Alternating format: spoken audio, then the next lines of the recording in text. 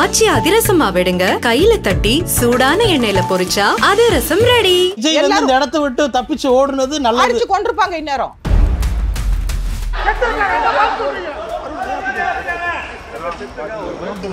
CM Jayalalithaa அம்மா போயிட்டு அங்க 60 பேர் அவங்கள பார்க்க வந்த கூட்டம் தானே. அப்ப சிஎம் வந்துட்டு யாருமே அரெஸ்ட் பண்ணவே இல்லையே. அதனால வந்துட்டு எப்படி வந்துட்டு உடனே விஜய் வந்துட்டு கைது செய்யணும்? அவர் என்ன அக்யூஸ்டா? ரோட் ஷோக்கு வந்து அலௌட் கிடையாது அப்படிங்கிறது இன்னைக்கு நீதிமன்றத்துல வந்து சொல்லிருக்காங்க. அலௌட் கிடையாதுன்னு சொன்னா ஏன் கொடுத்தாங்க? எத்தனை கட்டுப்பாடுங்க. அந்த இடத்துல பர்மிஷன் இல்ல, இந்த இடத்துல பர்மிஷன் இல்ல. ஆனா அதுக்கான காரணங்கள்லாம் நீங்க கேட்டீங்கன்னா சொத்தையான காரணமா இருக்கும். அவர் 10 மணிக்கு மேல வந்திருந்தாதான் நீங்க கேட்கணும். அவர் 3 மணில இருந்து 10 மணிக்குள்ள நீங்க உங்க மீட்டிங்கை முடிங்கன்னு சொல்லிட்டு டைம் கொடுத்துருக்கீங்க. 7 மணிக்கு வந்தாரா இல்லையா? அப்புறம் என்ன டைமுக்கு வரல? ஒருத்தன் செத்து போயிருந்திருக்கோம் அந்த இடத்துக்கு. அதுதான் ஹிட் அண்ட் ரன். விஜய் வண்டி போய்கிட்டு இருக்குது. அங்க யாரு செத்தா கம்ப்ளைண்ட் இருக்குதா? அவங்க உறவுக்காரங்க பையன் செத்துட்டான்னு கொடுத்தானா? இல்ல வந்துட்டு விஜய் வந்து சைடுல போய் இடிக்கிறானே? நீங்க சொல்றது வந்து மனிதாபிமானம் இல்லாத ஒரு வார்த்தையா இருக்கு. சட்டத்தை நான் சொல்றேன். நீதியரசர் சொல்றாங்க, கண்ணுன்னா நான் பார்த்தேன். என்னத்த பார்த்தா? அவங்க வந்து கீழே அடிபட்டு கீழே விழுகுறாங்க. அதையும் மீறி அந்த வாகனம் வருது அப்படிங்கிற விஷயத்தை வந்து அவர் வந்து பதிவு செய்யறாரு. அடிபட்டவன் எங்க, போனா எங்க? நீங்க வந்து ஐயா 30 பேர் இறந்து போயிட்டாங்க. நீங்க வந்து அப்படியே தாவேக கட்சிக்காரங்க திட்டமிட்டு இதை வந்து தவறாக பரப்புகிறார்கள் நான் சொல்றேன். இல்லங்க, அப்படி கிடையவே கிடையாது. இல்ல மேடம், நீங்க தாவேகாவோட பொதுச் செயலாளர் மாதிரி பேசுறீங்க. ஏங்க நீங்க கேக்குறீங்க, காவல்துறை அதிகாரியா நீங்க இன்ன வரைக்கும் பேசல. இல்ல போ வேணாம், எனக்கு இன்டர்வியூ முடிச்சிட்டு அனுப்புங்க, அவ்வளவுதான்.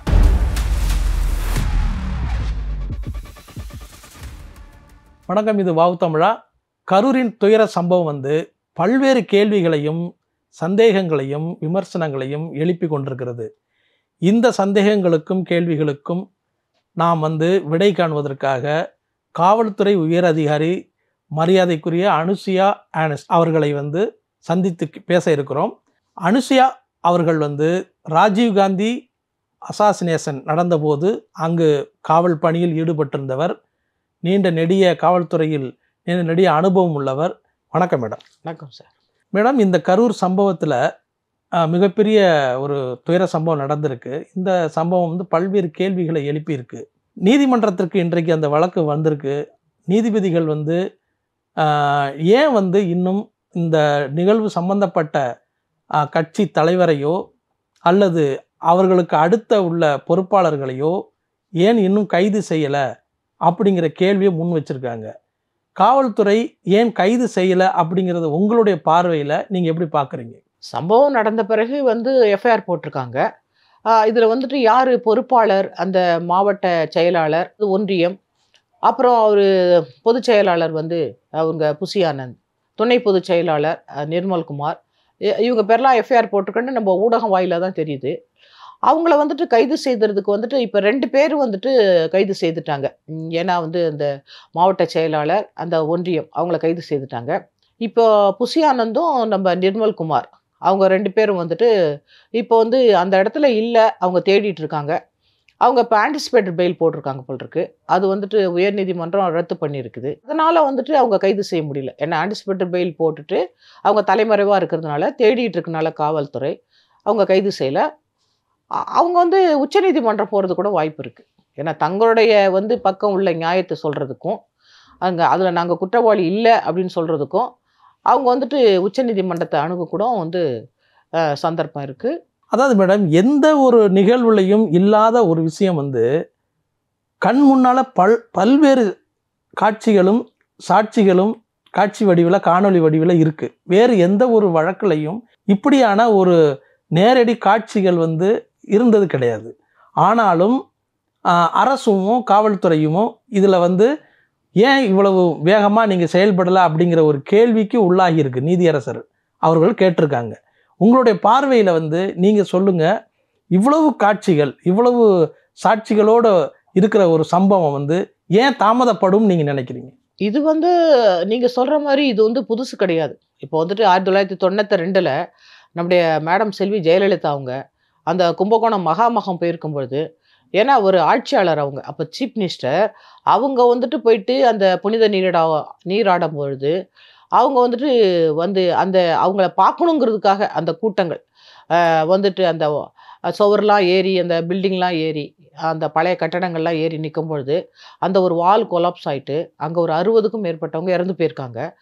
அதனால் வந்துட்டு இந்த மாதிரி சம்பவங்கள் நடக்க தான் செய்யும். ஏன்னா இப்போ விஜய் வந்துட்டு ஒரு சினிமா நடிகர். அந்த சினிமாவில் திரையில் பார்த்தவர் எப்படி நேரில் இருப்பார்னு தான் மக்கள் கூட்டுறாங்களே தவிர அவர் வந்துட்டு வேற ஒரு கட்சி தலைவர் இல்லை வந்துட்டு அவர் சொல்கிறத நம்ம அவரோட பேச்சை கேட்கணும் அந்த மாதிரிலாம் கிடையாது. இப்போ வந்துட்டு இப்போ இறந்து போனவங்களை வச்சு பார்க்கும்பொழுது எல்லாம் சிறு குழந்தைகள் தான். ஓட்டர்ஸ் 1 or 2 கொஞ்சம் பேர் இருப்பாங்களே தவிர ஆனால் எல்லாம் இளம் வயசு ஒரு 30 வயசுக்குள்ள அந்த குழந்தைங்கள்லேருந்து அவரை அதனால் அவங்களோட ஃபேனுன்னு சொல்லிட்டு எப்படி திரையில் பார்த்தவர் நேராக இருப்பார்னு சொல்லிட்டு அந்த ஆசையில் தான் அந்த கூட்டம் வந்திருக்குது. இதே மாதிரி தான் ஜெயலலிதா அம்மாவை பார்க்க போயிருக்காங்க. அப்போ அவங்க சீஃப் மினிஸ்டர்னு பார்க்க போனாங்களே இல்லையோ, திரைப்படத்தில் இப்படி இருந்தவங்க இவங்க எப்படி நேரில் இருப்பாங்கன்னு பார்க்க போன அந்த கூட்டம் தான் அதே மாதிரி தான் அங்கே இறந்து போனாங்க. இந்த மாதிரி அந்த வால் கொலாப்ஸ் ஆகி அதே மாதிரி சம்பவம் தான் இப்போ விஜய் அவங்கள பார்க்க வந்த இந்த கூட்டமும் இந்த பிரச்சாரம் தான். அது ரோட் ஷோ தான். ஆனாலும் அவரை பார்க்க வந்த அந்த மக்கள் தான் அங்கே இறந்து போனவங்க. அதனால் பல்வேறு கேள்விகளை நீதிமன்றம் கேட்கணும்.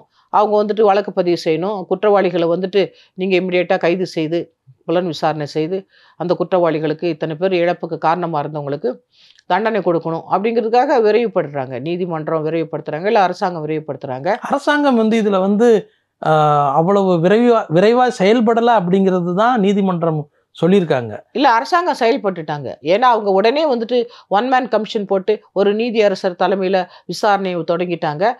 இம்மிடியேட்டாக நிவாரணம் அறிவிச்சிட்டாங்க. அடுத்த நாளே முதலமைச்சரே போனாங்க, நிவாரணம் அறிவிச்சாங்க. முதலமைச்சர் போகிறது இல்லாமல் விசாரணைங்கும் போது அடுத்த நாளே நீதியரசர் அங்கே போயிட்டாங்க. அதே மாதிரி கமிஷன் 1 man கமிஷன் போட்டு என்ன நடந்துச்சு அறிக்கை உடனே நீங்கள் சமர்ப்பிக்கணும்னு சொல்லிட்டு விசாரணையை தொடங்கிட்டாங்க. இப்பயும் ஒரு நம்மளோட SIT team IG Asra Garg சாரோட தலைமையில் ஒரு எஸ்ஐடி டீம் ஃபார்ம் பண்ணிருக்காங்க புலன் விசாரணை பண்ணணும். அப்புறம் எஃப்ஐஆர் போட்டு ஸ்டேஷனில் புலன் விசாரணை ஸ்டார்ட் பண்ணிட்டாங்க. அதில் 2 பேரை அரெஸ்ட் பண்ணிட்டாங்க. அரெஸ்ட் பண்ணி ரிமாண்டு பண்ணிட்டாங்க. அதனால் இதில் டிலேவே ஒன்றுமே கிடையாது.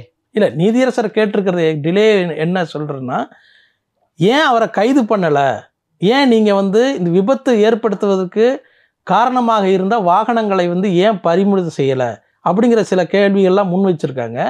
இன்றைக்கு காவல்துறையும் நீதிமன்றம் வழிகாட்டுதலின்படி அதுக்குடைய அடுத்த கட்டத்து நடவடிக்கையை இப்போ முன்னெடுத்துட்டு இருக்காங்க அப்படிங்கிற இப்போதைக்கு தகவல் வரைக்கும் கிடைச்சிருக்கு.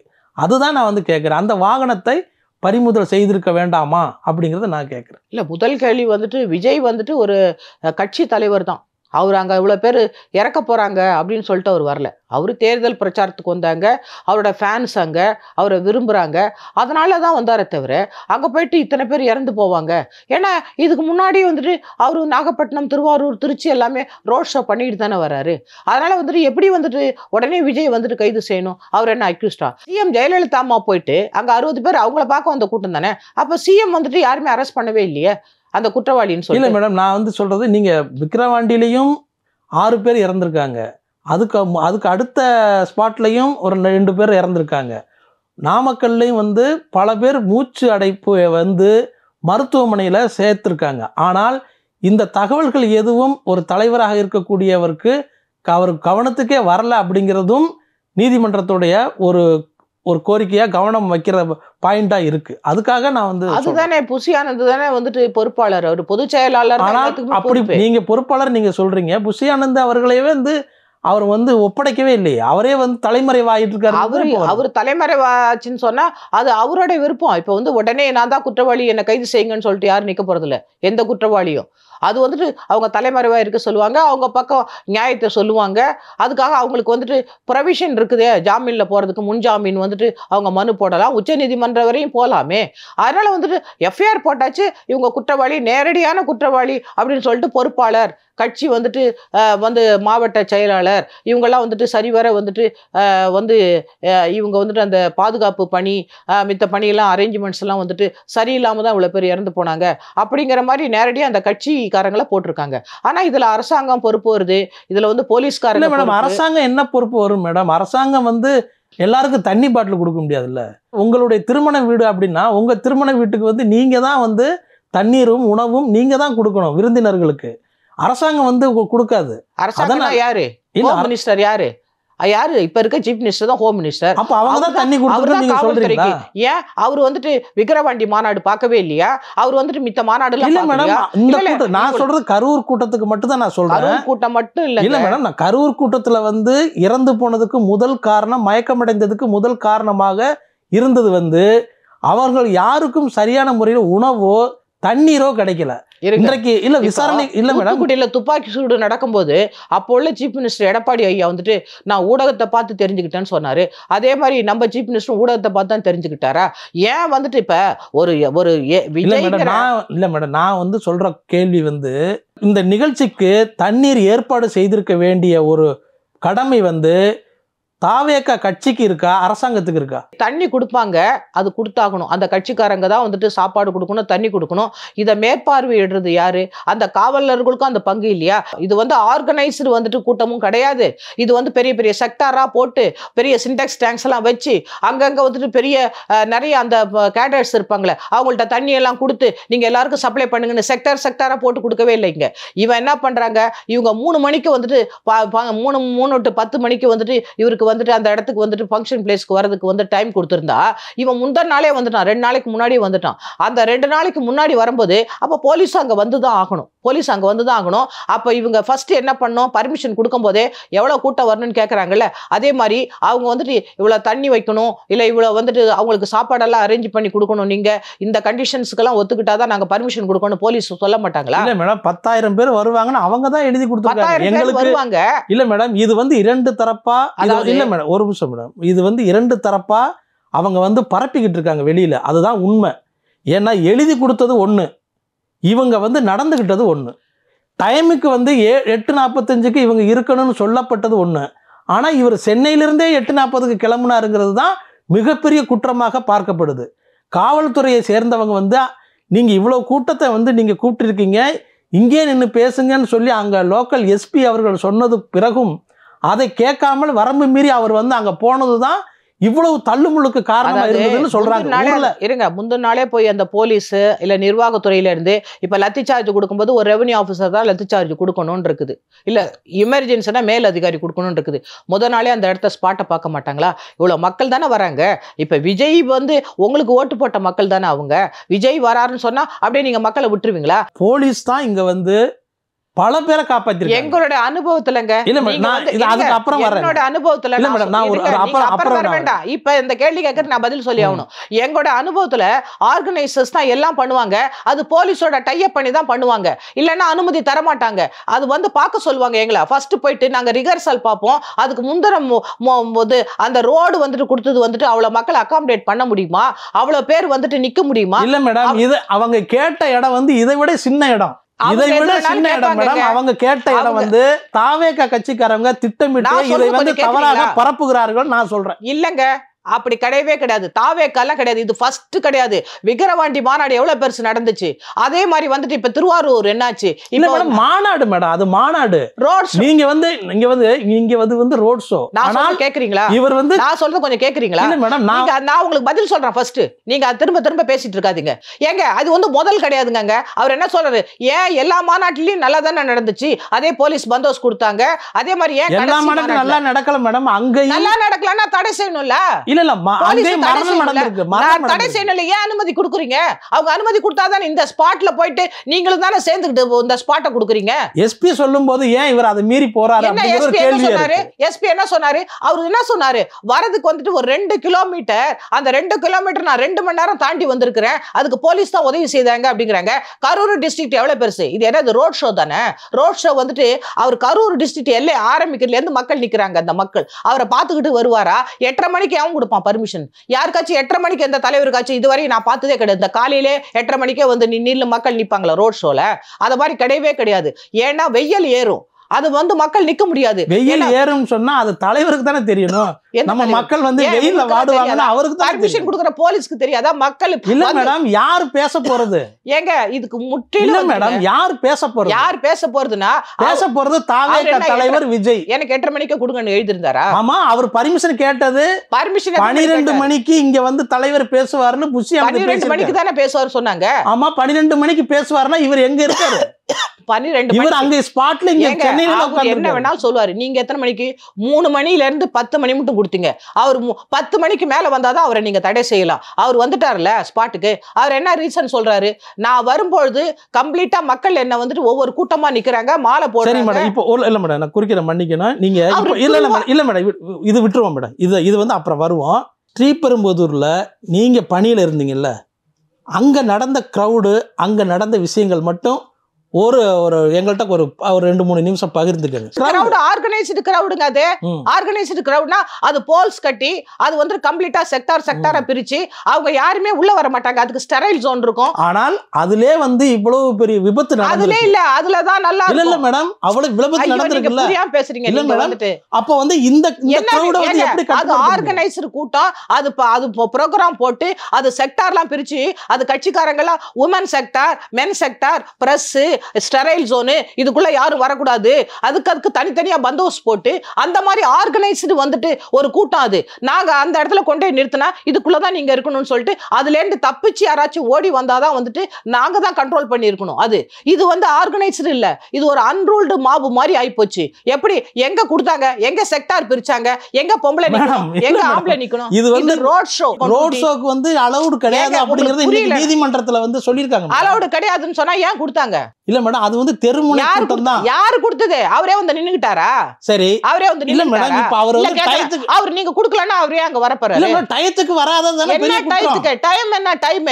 அவருக்கு எத்தனை மணி கொடுத்தீங்க? 12ல இருந்து இல்ல நீங்க என்ன 3ல இருந்து 10 மணி மட்டும் கொடுத்தீங்க. அப்படியே ஸ்பெசிபிக் டைம் நீங்க சொல்லவே இல்லையே. நீ 4 மணிக்கு இங்க நிக்கணும்னு வராம இருந்துட்டா பரவாயில்ல. நீங்க எத்தனை மணி கொடுத்தீங்க? கரூர்ல 3ல இருந்து 10 மட்டும் கொடுத்தாங்க. அவர் 7 மணிக்கு வந்தார்ல. வரும் வழியில வந்துட்டு மக்கள் கூட்டம் இருக்குல்ல, அதான அவர் காரணம் சொல்றாரு. என் மக்கள், என் ரசிகர்கள், அவர் வந்துட்டு பிரச்சாரம் பண்ண வராரு. அப்படியே உடையாந்து நீங்க கொடுத்த இடத்துல நமக்குன்னு நிக்க வரல. அந்த மக்களுக்கு வந்துட்டு அவங்க துண்டு போடுவாங்க, பரிசு கொடுக்குறாங்க, நம்ம பார்க்கவே இல்லையா? அவர் நிறுத்தி மக்களை பார்த்துட்டு தானே வருவாரு. அவர் 10 மணிக்கு மேல வந்திருந்தாதான் நீங்க கேட்கணும். அவர் 3 மணில இருந்து 10 மணிக்குள்ள நீங்க உங்க மீட்டிங்கை முடிங்கன்னு சொல்லிட்டு டைம் கொடுத்துருக்கீங்க. 7 மணிக்கு வந்தாரா இல்லையா? அப்புறம் என்ன டைமுக்கு வரல? அவர் என்ன டிலே பண்றாரு? அப்ப அவர் மக்களை தானே பார்க்க வந்தாரு. அப்படியே நேரடியா ஹெலிகாப்டர்ல வந்துட்டு நீங்க கொடுத்த இடத்துல வந்து இறங்கி அப்படியே முடிச்சிட்டு போறதுக்காக வந்தாரு. என்ன சொல்றீங்க நீங்க? 10 மணிக்கு மேல வந்தாதான் கேஸ் போடணும்னு இருக்கு. நான் கேட்கலாமா? கேளுங்க. இன்னைக்கு தான் அவங்க தொண்டர்களே எடுத்து வெளியிட்ட வீடியோக்குள்ள வந்து புதுசா வந்திருக்கு. அதுல வந்து பக்கத்திலே பயங்கி விழுந்து சரிந்து அவரை வந்து மாரில் தூக்கி போட்டுட்டு போற 4-5 வீடியோக்கள் வந்து வந்துகிட்டே இருக்கு. ஆனா அவர் தொடர்ந்து பேசிக்கிட்டே இருக்காரு. தனக்கு பின்னால முன்னால என்ன நடக்குதுன்னே தெரியாம ஒருத்தர் வந்து பேசுவாரா? அவர் எவ்வளவு பெரிய ஹைட்ல வண்டியில நிக்கிறாரு. இருக்கட்டும், அவர் இடையில பிரேக் அவர் வந்து கூப்பிட்டு சொல்றாங்கல்ல மேடம். அவர் தண்ணி கொடுத்தாருங்க. ஒரு குழந்தை காணா. ஆமா, தண்ணி குடுக்குற நிலைமைக்கு ஒருத்தர் வந்திருக்கு அப்படின்னு தெரிஞ்சாலும் நீங்க காரை பின்னாடி எப்படி எடுக்க முடியும்? பாதி துயரம் எப்படி எடுக்க முடியும்? பின்னால கூட்டம், முன்னால கூட்டம், ஒருத்தர் சைடுல உளுந்தாங்கிறதுக்கே சரி நீங்க நடந்து போச்சு. நான் சொல்றதுக்கு பதில் வாங்கிட்டு பேசணும். சொல்லுங்க. ஒருத்தர் சைடுல உளுந்தாங்கிறதுக்கே ஹிட் அண்ட் ரன் கேஸ் போடணும்னு இப்ப நீதிபதி சொல்றாங்கல்ல. அப்ப எங்க அத்தனை கூட்டத்தையும் இவர் வண்டி எடுத்து பின்னால எடுத்து அப்படியே ஃப்ரீயாவா இருக்குது எடுக்கிறதுக்கு? பின்னாலையும் கூட்டம், முன்னாலையும் கூட்டம். அதுக்கு மீறி போறதே தவறு. எங்க போறது? அவங்க தானே பிளேஸ் கொடுத்திருக்காங்க. இல்ல இல்ல அந்த இடத்துல தானே கொடுத்திருக்காங்க. ஹிட் அண்ட் ரன் அந்த டிரைவர் பாக்குறாரு, பார்த்துட்டு நிறுத்தணும். என்ன ஹிட் அண்ட் ரன் படிக்கிட்டா சட்டத்துல என்ன இல்ல மேடம், இல்ல மேடம், இருங்க ஃபர்ஸ்ட் சட்டத்தை பாருங்க. இல்ல மேடம், அவர் ஹிட் மோதிட்டு ஓடி போறது. அங்க யாரும் ஓடி போலியே, வண்டி அங்கதான் இருக்காரு, விஜய் அங்கதான் இருக்காரு மேடம். அத படிச்சாதான் உங்களுக்கு புரியும். இல்ல மேடம், வண்டி நிறுத்தணும். செக்ஷனை படிக்கிறேன், சட்டத்தை படிக்கிறேன், அப்பதான் உங்களுக்கு புரியும். சட்டத்தை படிச்சிடுறேன், அப்புறம் நீங்க கேள்வி கேளுங்க. மரணம் விளைவிக்கும் நோக்கம் இல்லாமல் ஒருவர் முரட்டுத்தனமாகவும் கவனமின்றியும் வாகனத்தை ஓட்டி நபர் எவருக்கேனும் மரணத்தை ஏற்படுத்தியிருக்கும் ஒருவர் அச்சம்பவம் நடந்த பிறகு உடனடியாக அதனை ஒரு காவல் அதிகாரி அல்லது ஒரு நடுவருக்கு மேஜிஸ்ட்ரேட் தெரிவிக்க விசாரிக்காமல் தப்பி விடுகிற போது அவர் 10 ஆண்டுகள் வரையில் நீடிக்கக்கூடிய ஒரு கால அளவு சிறை தண்டனை விதித்து தண்டிக்கப்படுதல் வேண்டும் மற்றும் அபராதத்துக்கு உள்ளாக்கப்படுதல். ஒருத்தன் செத்து போயிருந்திருக்கோம் அந்த இடத்துக்கு, அதுதான் ஹிட் அண்ட் ரன். என்ன அடிச்சு போட்டுட்டு சாக அடிச்சுட்டு ஒருத்தன் ஓடி போயிட்டான் அந்த இடத்துல இருந்தனா அதுதான் ஹிட் அண்ட் ரன். விஜய் வண்டி போய்கிட்டு இருக்குது, அங்க யாரு செத்தா, அங்க செத்தம் வந்துட்டு ஒண்ணு அந்த இடத்துல போலீஸ் வந்து இவன் செத்து போயிட்டான் அவன் வண்டியில அடிபட்டுன்னு ஒரு எஃப்ஐஆர் போட்டு அவர் வண்டியை வந்துட்டு டீடைன் பண்ணிட்டு இருக்கணும். அப்படி இல்லாட்டா அவர் சொந்தக்காரங்க என் பையன் செத்து போயிட்டான்னு சொல்லிட்டு கம்ப்ளைண்ட் கொடுத்துருக்கணும். ஒரு கம்ப்ளைண்ட்டும் கிடையாது, ஒருத்தனை செத்து போல. இந்த சட்டத்தில் அதுதான் சொல்லுது, ஹிட் அண்ட் ரன்னுன்னா ஒருத்தனை அஜாக்கிரதையா வாகனத்தை செலுத்தி அடிச்சு கொன்னுட்டு அவர் ஓடி போயிட்டாருன்னு சொன்னாதான் ஹிட் அண்ட் ரன்னு. அதுல என்ன கேஸ் போடுறது? என்ன கேஸ் போடுறது? அவன் செத்து போனானா? கம்ப்ளைண்ட் இருக்குதா? அவங்க உறவுக்காரங்க என் பையன் செத்துட்டான்னு கொடுத்தானா? இல்ல வந்துட்டு விஜய் வந்து சைடுல போய் இடிக்கிறானே. நீங்க சொல்றது வந்து மனிதாபிமானம் இல்லாத ஒரு வார்த்தையா சட்டத்தை நான் சொல்றேன். சட்டம் இருக்கட்டும் மேடம், மனிதாபிமானம் மனிதன் வாழ்றதுக்கு தான் மேடம் சட்டம், சட்டத்துக்காக மனுஷன் கிடையாது. அப்படி கிடையாது. காமராஜர் சொல்ற ஒரே ஒரு இல்ல மேடம், படிக்காத மேதையா இருந்தாலும் மேடம், இல்ல மேடம், ஏங்க இதுக்கெல்லாம் என்னால இல்ல மேடம், இல்ல மேடம், அவன் சாவுல மக்களுக்காக தான் மேடம் சட்டம், சட்டத்துக்காக மக்கள் கிடையாது. போட்டோம் நீங்க வந்து அவங்க நீங்க கண்ணு முன்னால நீதி அரசர் சொல்றாங்க, கண்ணு முன்னால நான் பார்த்தேன், அவங்க வந்து கீழே அடிபட்டு கீழே விழுகுறாங்க, அதையும் மீறி அந்த வாகனம் வருது அப்படிங்கிற விஷயத்தை வந்து அவர் வந்து பதிவு செய்யறாரு. அடிபட்டம் எங்க போனா எங்க? இல்ல மேடம், அடிபட்டம் எங்க? இல்ல மேடம், அடிபட்டம் எங்க? நீங்க பாத்தீங்களா இல்ல? ஏன் என்ன பார்த்த? இல்ல நீங்க பார்த்த அவன் பொழைச்சு கூட எழுந்து போயிருக்கலாம்ல. இல்ல இருக்கட்டும், நீங்க இருந்தாலும் அந்த குற்றம் தானே, அது குற்றம் தானே. ஏன் ஒரு டிரைவரோட வீல்ல போய் விழுந்தானா முன்னால ஓட்டுற டிரைவருக்கு? சரிங்க மேடம், இது நீங்க சொல்றத நான் ஏத்துக்கிறேன். எப்படி தெரியும்? இல்ல மேடம், நான் சொல்றது நீங்க சொல்றத நான் தாராளம் ஏத்துக்கிறேன். சரி, இந்த நிகழ்ச்சி நடந்துருச்சு. அதுக்கப்புறம் வந்து பல லோக்கல்ல உள்ள அமைச்சர்களும் அதிமுக அமைச்சர்களும் திமுக அமைச்சர்களும் அங்க உள்ள 2 கட்சிக்காரர்களும் சேர்ந்து மருத்துவமனைக்கு எல்லாரையும் கொண்டு போய் அனுமதிச்சுட்டு அங்க உள்ளவங்களுக்கு வேண்டிய உணவு வசதியும் தண்ணீர் வசதியும் செய்திருக்காங்க. தாவேக்கா சம்பந்தப்பட்ட யாருமே இல்லை. உதாரணத்தோட சொல்லுவேன், நான் பாம் பிளாஸ்ட்ல அடிபட்டேன். அந்த கிழங்க நான் சொல்றேன் முடியவே இல்லை மேடம், இன்னும் முடிக்க வேண்டாம். எனக்கு புரிஞ்சிச்சு உங்க கேள்வி. என்ன நீங்க சொல்றீங்க, ஏன் ஓடி போயிட்டாங்கங்கிறீங்க. உங்களுக்கு என்ன நடந்துச்சு ராஜீவ் காந்தி கேஸ்ல? அத்தனை போலீஸ்காரங்களும் ஓடி போயிட்டாங்க தெரியுமா உங்களுக்கு? பப்ளிக் பூந்து அடிக்கிறாங்க. யார் அடிக்கிறாங்க? போலீஸ. அத்தனை பேரும் ட்ரெஸ் சுருட்டி வச்சுக்கிட்டு ஜட்டியோட ஓடி போயிட்டாங்க. ஈவன் டிஐஜி வந்துட்டு மாத்தூர் ஐயா ஓடி போயிட்டாருன்னு அவரை சஸ்பெண்ட் பண்ணாங்க, சார்ஜ் கொடுத்தாங்க. உங்களுக்கு தெரியுமா? ஐஜி ஆர்கே ராகவன் ஐயாவை பிடிச்சி அடின்னு அந்த கும்பல் அடிச்சாங்களே தெரியுமா? அவர் அன்னைக்கே கொண்டிருப்பாங்க. அன்னைக்கு மூப்பனார் மட்டும் அவங்கள காப்பாத்தலன்னு சொன்னா கொண்டிருப்பாங்க. அந்த ஸ்பாட்டை வந்துட்டு கவர் பண்ணும். அப்ப விஜய் வந்து இந்த இடத்தை விட்டு தப்பிச்சு ஓடுனது நல்லது. அடிச்சு கொண்டிருப்பாங்க, இந்நேரம் அடிச்சு கொண்டிருப்பாங்க. நல்லதுன்னு சொல்றீங்க. அவர் தலைவன் வந்து தன்னை நம்பி வந்த மக்களை வந்து ஒருத்தன் உயிரை மரணம் ஓடுறது நல்லது நினைக்கிறேன். உயிரை காப்பாத்துக்கு ஓடிட்டான், அவன் அடி வாங்குறதுக்கு வரல. சரி, நீங்க வந்து திருச்சி ஏர்போர்ட்ல வந்து பத்திரிகையாளர்கள் பேசும்போது உங்களுக்கு பாதுகாப்போட தானே நீங்க இருக்கீங்க. பாதுகாப்பு நீங்க தானே கொடுத்திருக்கீங்க. அதான் நீங்க வந்து பேசிட்டு சொல்ல வேண்டியதானே. ஒய் கேட்டகரியில நீங்க தானே. இல்ல மேடம், நீங்க சொல்ல வேண்டியதானே மேடம். நீங்க வந்து ஐயா 30 பேர் இறந்து போயிட்டாங்க, நீங்க வந்து அப்படியா இல்ல மேடம், நீங்க தாவேக்காவோட பொதுச் செயலாளர் மாதிரி பேசுறீங்க மேடம். நீங்க கேக்குறீங்க காவல்துறை அதிகாரியா நீங்க இன்ன வரைக்கும் பேசல. இல்ல போ வேணாம், எனக்கு இன்டர்வியூ முடிச்சிட்டு அனுப்புங்க, அவ்வளவுதான். நன்றி, வணக்கம்.